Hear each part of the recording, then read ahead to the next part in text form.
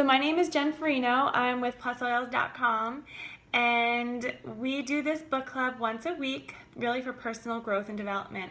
So Young Living is all about living a healthy and a life of wellness, and we do that not only with essential oils, but by finding a completely balanced life, whether it's in finance, in fitness, any kind of goals, family, friends. You want to have all your F's balanced out. So we've been doing this book club really to work on ourselves and improve our self-growth. And chapter 3 is what we're talking about tonight.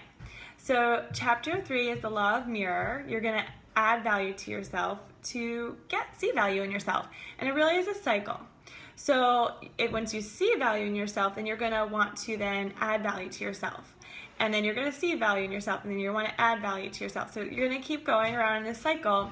The hardest part is jumping into that cycle. Once you jump in, then you can start adding value to yourself and seeing value in yourself, and adding value to yourself and seeing value in yourself. But that first step is really the important step to get started. So John Maxwell says, if you don't realize you have genuine value and you are worth investing in, then you will never put the time and effort needed to grow to your full potential. And if you don't agree, he says, consider this: self-esteem is the single most significant key to a person's behavior. Low self-esteem puts a ceiling on your potential. If your desire is a 10 and your self-esteem is a 5, you're never going to achieve your potential. You're going to work at a 5 or below. So you want your potential to match up with your self-esteem and how you grade yourself in that. You can't outperform your self-image. And the value placed on ourselves, the value that we put on ourselves, no one is going to see us greater than how you see yourself. So you really want to, think highly of yourself. So he gives us, in this chapter, he gives us steps on how we can build our self-image and how we can really start to improve our self-image. So the first step in improving our self-image is to guard your self-talk. Okay, so what you're saying in your head to yourself about yourself is very important. He said that we hear, as children, we hear no, no, no, no, no many more times than we hear yes. And because of that, we just, we're really programmed to criticize ourselves and to tell ourselves no, and you're not good enough, and hey Carol, and you're not good enough, right? So really, you want to guard that self-talk and change it. You want to change the way we think of ourselves. We need to change the way we talk to ourselves. John Maxwell says, there's so many people in this world that are looking to put you down. Why should you be one of them? Let yourself be your best cheerleader in this world and recognize how you are helping yourself and how you are a good person.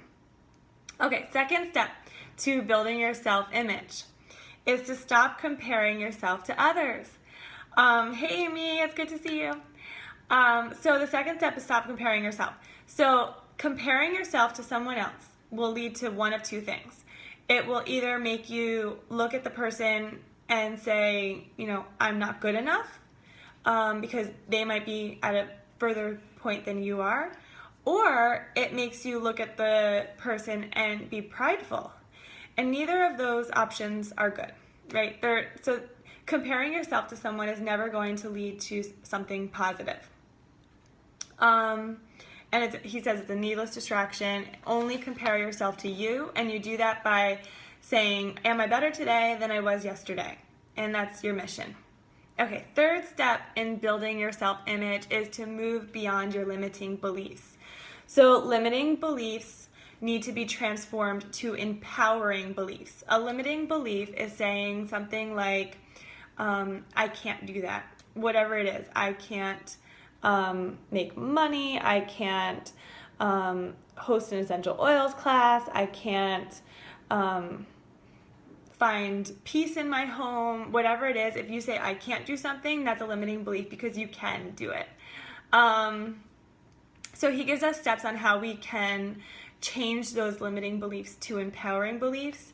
I'm going to skip over them because you could read them in chapter 3. They're pretty simple steps, and maybe I'll write them down below in the comments. Okay, step 4 to build your self-image is to add value to others. So if you're helping someone else, it helps build your self-image of what you think of yourself. It also helps that other person think highly of you, which also helps you think highly of you.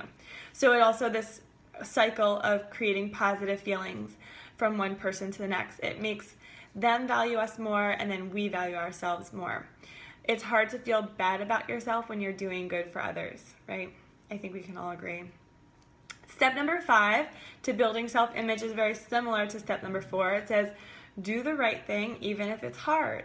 So it may be hard to take time out of your life to add value to others. He actually says that you should volunteer yourself 10% of your time that you work. So say you work 40 hours a week, he said put 10 hours a week into doing volunteer service that makes you feel good about yourself. So he said that positive character expands into every aspect of your life. So, building your positive character is important. He said don't think of it lightly. Okay, step number 6 is to practice a small discipline every day. He said that, so John Maxwell, the author of this book, he was a pastor at a church, and he wrote a sermon every week for Sunday. And he was intimidated by it. Every week he'd have to write a sermon. And what he did was, instead of coming up with it, Friday night, getting ready for Sunday, he would chip away at it every single day so that by Sunday he'd be well prepared. So he said you need to do that with whatever it is, whether it's to lose weight or whatever your goal is, to chip away at it little by little so it's not overwhelming. He said your self-worth is based on positive habits, actions, and disciplines. So you really want to, by chipping away on it daily, you're being disciplined daily, and that's adding to your self-worth. Discipline is a morale builder. Okay, who likes to celebrate? Celebration is step number 7. And this, he says, celebrating small victories is very important to building your self-worth. That when you do the right thing, whether you take that small step, you're chipping away at your goals, no matter what it is, an anniversary, don't overlook it.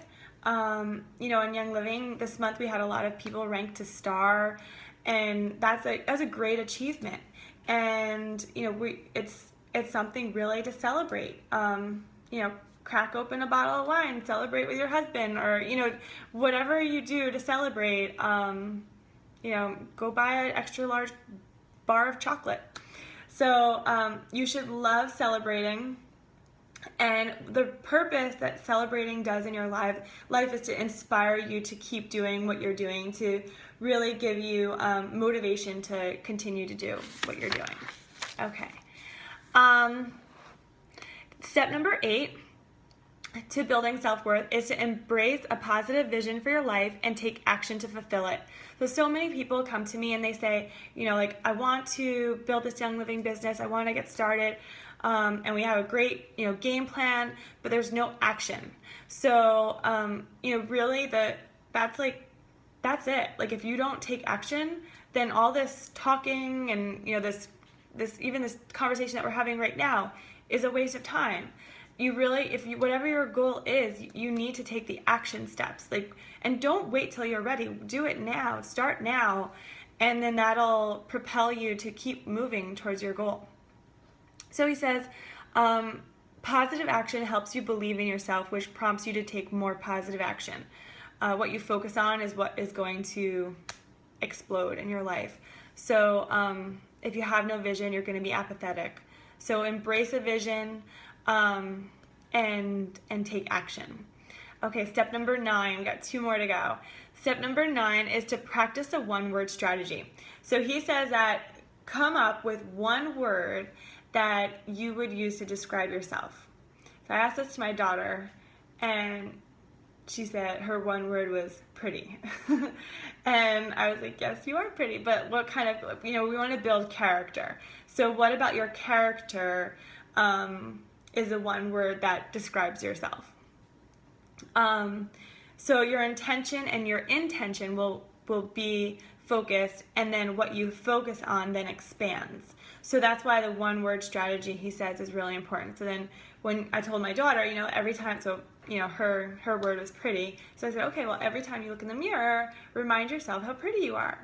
And then, she's 8, so that could definitely be 8-year-old girls could definitely use a little bit of that self encouragement.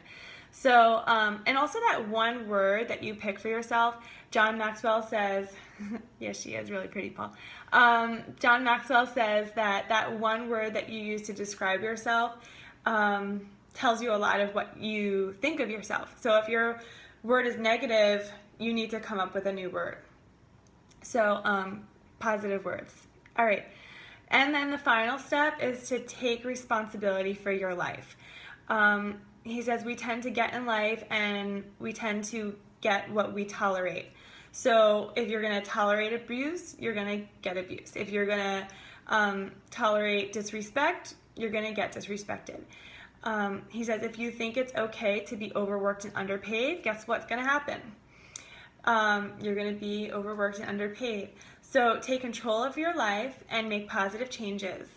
And I want to assure that everyone who's watching this video that even if your life is difficult and you don't feel good about yourself, you don't have that confidence that you need to get through each day, I want to tell you that I know that you were created for a purpose and that you have value and your life matters. It matters so much.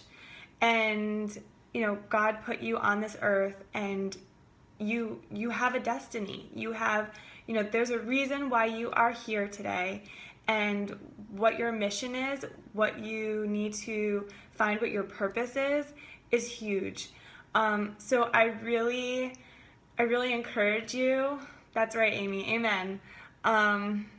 Yeah, it's so necessary. Find your purpose, and that's really why we're doing this book series, is to help everyone in our community, in our Plus Oils community, to find your purpose, find what you were created for. In chapter 2, we learned that there was 2 important days that John Maxwell talks about: the day that you were born and the day that you found out what you were born for. So do that. You can make a difference. And whether it's one drop at a time or whatever your goals are, you can spread love in this world, and my goal is to leave a legacy. I want to leave this world a better place than how I entered it. So I'm so glad everyone's on this live chat.